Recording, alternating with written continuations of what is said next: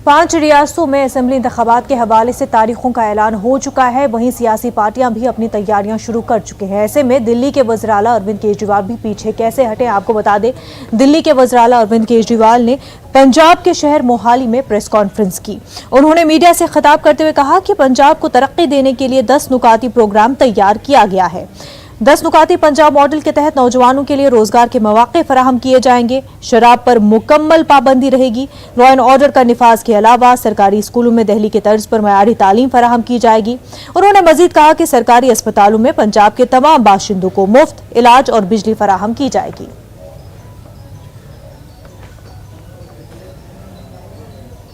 दो मन बना चुके हैं कि इन दोनों को उखाड़ के एक मौका लोग इस बार आम आदमी पार्टी को देने का मन बना चुके हैं।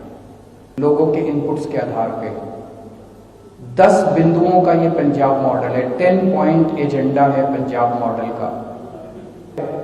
रोजगार, आज हमारे बच्चे, दूसरा एजेंडा है नशा। कुछ बच्चे कनाडा चले गए और बाकी पंजाब की जवानी जो है वो नशे में डूबी हुई है। पंजाब के अंदर शांति व्यवस्था कायम करना, कानून व्यवस्था कायम करना।